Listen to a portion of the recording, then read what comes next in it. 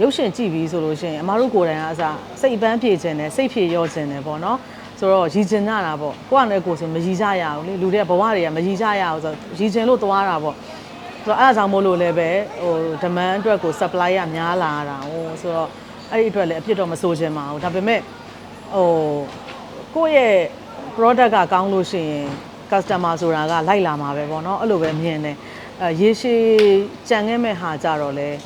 ဒီလိုဇလန်းဆက်အိမ်နဲ့တေချာကောင်းကောင်းမွန်မွန်လုပ်တဲ့ဟာတွေကပဲရေရှည်တတတာဖြစ်ပြီးကြံခဲ့တာပေါ့နော်အမအဲ့ဒီဟာတရိုက်မလားလို့တော့တခါမှမစင်စားဖြစ်ဘူးမစင်စားဖြစ်ဘူးဇလန်းကိုပဲအမကနည်းနည်းစိတ်ဝင်စားတ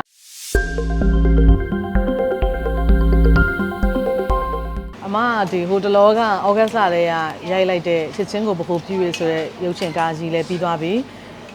ခခေကုံမလေးပြုံးဆိုတာလည်းပြီးသွားပြီချစ်ချင်းကိုပို့ပြရမြန်မာနိုင်ငံမြို့3-4မြို့ပတ်ရိုက်တယ်ရန်ကုန်မှာရက်ကြံဆက်ရိုက်ရတယ်ပေါ့နော်ခခေကုံလည်းအဲ့လိုပဲထိုင်းမှာရိုက်ပြီးတော့ရန်ကုန်မှာတရက်ကြံတာလေးရိုက်ပြီးသွားတော့အခုအဲ့ဒါလေးတွေ edit လုပ်နေတယ်ရုပ်တင်မှုအတွက်ရင်တုံအောင်ပါပေါ့နော်ရုပ်တင်နိုင်ဖို့စူးစမ်းနေတယ်ပေါ့လောလောဆယ်ခခေကုံကတော့မျောလင့်တယ်ပေါ့နော်ပြည်သက်ကလည်းစိတ်ဝင်စားကြတယ်ပြီးတော့ခက်ခဲမဲ့ဆိုတာသိပင်မဲ့လို့မမျော်မှန်းနိုင်တဲ့အခက်အခဲတွေကအများကြီးပဲဖြစ်ခဲ့တယ်အမားတို့ကလေအများကြီးပဲဖြစ်ခဲ့တယ်ဆိုတော့edit ပြီးသွားတဲ့အခါကျတော့မှပဲ result လေးကိုအမလည်းတေချာကြည့်ရမှာပေါ့နော်မျောလင်းတာကတော့ကိုယ့်ရဲ့ဒီ product ကိုကတော့အကောင်းဆုံးမျောလင်းကြတာပဲပေါ့နော်နောက်ပြီးတော့ဟိုဘယ်လိုပြောရမလဲကိုတာမန်မဟုတ်ဘူးလို့တော့ပြောချင်ပါဘူးလေဟိုနည်းနည်းလေးလဲအချိုးအကွေလေးတစ်ခုဖြစ်အောင်လို့တော့အမတို့စူးစမ်းထားပါတယ်ဟုတ်အမတို့ကဟိုလေဘန်ကောက်ရဲ့ဟွာဟင်းရဲ့မှာရိုက်တာဘန်ကောက်ရဲ့ဟွာဟင်းရဲ့မှာရိုက်တော့တကယ်တမ်းပြောရမယ်ဆိုလို့ရှိရင်ကွာဒီဇက်ကဒီအလုသမား main ကလေးအဲ့မှာသွားအလုလုပ်တဲ့ main ကလေး9ယောက်စုနေတဲ့အဆောင်ဆိုရဲဇဝင်ငံရှိတယ်အဲ့ဒီအဆောင်တွေကတကယ်တော့ဘုံမလင်းပြောရင်အမတို့ရန်ကုန်မှာလိန်ရိုက်လို့လည်းရတယ်ဒီလိုအဆောင်ဦးနေရာမျိုးကနော်စက်ရုံဝန်ထမ်းတွေနေတဲ့အဆောင်တွေမှာအမတို့အဲ့ရောက်သွားတော့ကြည့်လိုက်တော့ဒါပဲဒီလိုပုံစံပဲဘာမှထူးခြားနေမှုမရှိဘူးအဲ့ဒီပတ်ဝန်းကျင်ရောက်သွားတဲ့အခါမှာလည်းလုံးဝမြန်မာတွေကြီးပဲကွာမြန်မာစကားပြောရုံပဲရတယ်ဒါပေမဲ့လို့cost လေးနော်အဲ့လိုလင်ရိုင်းလို့ရှိရင်ဒီမှာဆို cost တွေအများကြီးတက်တာတယ်သုံးဇက်ရဲ့ဟို၄ပုံတစ်ပုံလောက်ကအဲ့ဒီမှာရိုက်ရတာဟိုရိုက်ရဲ့9ရက်စာလောက်ရှိတယ်ဒါပေမဲ့လို့အမတို့ကအဲ့လိုမလုပ်ဘူးအိုက်တာရဲ့မူကအစာမတူဘူးပြီးလို့ရှိရင်လေတကယ်ကိုမြန်မာတွေအဲ့ဒီကိုရောက်နေတဲ့အခါမှာဘလို့နေလဲဘလို့စားလဲသူတို့ရဲ့ခံယူချက်တွေကဘလို့လဲဆိုတာသိချင်တော့အမတို့အဲ့ဒီနေရာကိုပဲရအောင်သွားပြီးတော့ရိုက်တယ်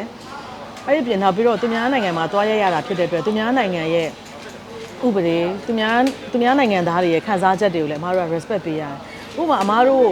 ့ဒီကိုနိုင်ငံမှာရိုက်တယ်ကွန်ဒိုတစ်ခုမှာသွားရိုက်တယ်ပေါ့ရိုက်မယ်နော်ဆိုပျော်တယ်လေဟိုပျော်ပြီးတော့ဟာမင်းသားကိုအခန်းမှာလာရိုက်တယ်ဆိုခွင့်ပြုကြတယ်ဟို9ရက်ကပေးရင်လည်းပေးလိုက်မယ်ပေါ့နော်ခုမှအဲ့လိုမဟုတ်ဘူးဒီကွန်ဒိုတစ်ခုမှာရိုက်ဖို့အတွက်ကိုဟာစာရီတင်ရတာဒီမှာရှူတင်ပြတ်သွားလို့ရှိရင်လည်းဒီနေ့တော့မရိုက်ဖြစ်ဘူးနော်အော်ရတယ်နောက်နေ့ပြတ်သွားလို့ရှိရင်လည်းဘာကြောင့်ပြတ်တယ်ဆိုတာကိုရေးရတယ်အာတော်တော်ကိုမလွယ်ဘူးဟုတ်ပြီဒီအထက်မှာရိုက်မယ်လို့ပြောထားမိလို့ဓာတ်လေကားမှာရိုက်မယ်ဆိုပြီးတော့လုပ်ရင်လည်းမရအောင်မပြောထားလို့ဆိုအဲ့လိုမျိုးပေါ့နော်ဒါတွေကဒါနမူနာသေးသေးလေးတွေပဲပြောပြတာပြီးတော့သူတို့နိုင်ငံရဲ့ bus car line တွေ BDS တွေအဲ့လို public area တွေမှာရိုက်ခွင့်ရဖို့ဆိုတာကဟိုတော်တော်လေးစူးစမ်းရတယ်နောက်ပြီးတော့သူတို့နိုင်ငံသားတွေကကွာအခုသမီးတို့ဒီလိုရက်နေတယ်ဟိုမှာရုပ်ရှင်ရိုက်လို့သမီးတို့အယုတ်ပါသွားသမီးတို့ complain လုပ်ဘူးသူတို့နိုင်ငံသားတွေပါသွားလို့ရှိရင်ဘာမှမဖြစ်တော့ဘာမှမဖြစ်ဘူးတယောက်ကမချင်နဲ့လိုက်လို့ရှင်အဲ့အမတို့တတိပြဿနာတက်ပြီလုံးဝမရဘူးကိုတာမန်ပြည်သူပဲနော်ကိုရဲ့အယုတ်အဲ့လိုဖြတ်ခနဲ့ပါသွားလို့မရတဲ့အတွက်ကြောင့်မို့လို့အမတို့ကဘယ် area မှာဘယ်လိုရိုက်မယ်မှာ7-11အစအဲ့လိုမျိုးလေးတွေပေါ့အဓိကကတော့သူများနိုင်ငံမှာသွားရတဲ့အခက်ခဲပေါ့နော်အဲ့လိုအရန်တော့လည်းမစိုးရိမ်ပါဘူးအရန်တော့လည်းမစိုးရိမ်ပါဘူးနော်မင်းသားလုံးဝမပါတာတော့မဟုတ်ဘူးမင်းသားရဲ့အခန်းကဏ္ဍနေတာပေါ့အထွန်းပါတယ်ထွန်းပါတယ်နေသစ်အေးအောင်ပါတယ်ပြီးလို့ရှိရင်ဟိုဟာနေမိုးဝင်းလေးပါတယ်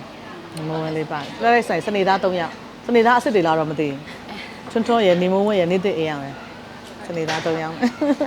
်အမအဲ့ဒီဟာတရိုက်မလားလို့တော့တခါမှမစင်စားဖြစ်ဘူးဇလန်းကိုပဲအမကနည်းနည်းစိတ်ဝင်စားတာကိုဒီရုပ်ရှင်ဘက်ပြန်လုပ်တဲ့အခါမှာလဲဇလန်းပေါ်မှာပဲမူတည်ပြီးတော့လှုပ်ဖြစ်တာဆိုတော့ဇက်အိမ်နဲ့ဇလန်းနဲ့ drama ဘက်ပဲရွေးချယ်ခဲ့လိုက်တာပေါ့နော်ရွေးချယ်ခဲ့လိုက်တယ်ဆိုတော့ဒါပြည်သက် response ကိုတော့တစ်ချက်ကြည့်ရမှာပေါ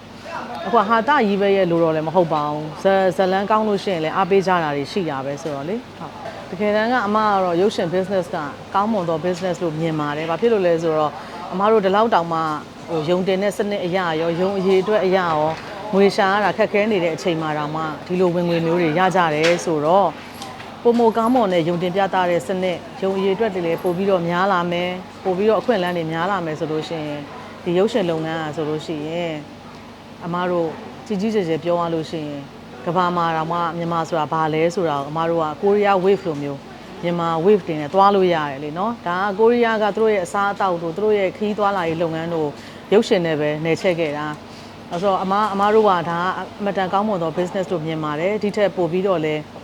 ဒီရုပ်ရှင်လောကကြီးလဲတိုးတက်ပါစေကြောင်းအမဖြစ်စေချင်ပါတယ်ဟုတ်ရုပ်ရှင်ကြည့်ပြီးဆိုလို့ရှိရင်အမားတို့ကိုယ်တိုင်ကအစားစိတ်ပန်းပြေခြင်းနဲ့စိတ်ဖြည့်ရောခြင်းနဲ့ပေါ့နော်ဆိုတော့ရည်ကျင်ကြတာပေါ့ကိုကလည်းကိုယ်ဆိုမရည်ကြရဘူးလေလူတွေကဘဝတွေကမရည်ကြရဘူးဆိုတော့ရည်ကျင်လို့သွားတာပေါ့ဆိုတော့အဲ့ဒါကြောင့်မို့လို့လည်းပဲဟို demand အတွက်ကို supply ရများလာတာဟိုဆိုတော့အဲ့ဒီအတွက်လည်းအဖြစ်တော့မဆိုချင်ပါဘူးဒါပေမဲ့ဟိုကိုယ့်ရဲ့ product ကကောင်းလို့ရှိရင် customer ဆိုတာကလိုက်လာမှာပဲပေါ့နော်အဲ့လိုပဲမြင်တယ်ရေရှည်ကြံခဲ့မဲ့ဟာကြတော့လေ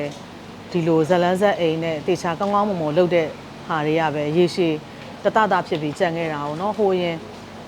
တကြံမိုးတို့လိုနှစ်ယောက်တအိမ်မဲ့တို့လိုဒါမျိုးဟိုဒန္နာကြီးတို့လိုအဲ့လိုဟာတွေကကြတော့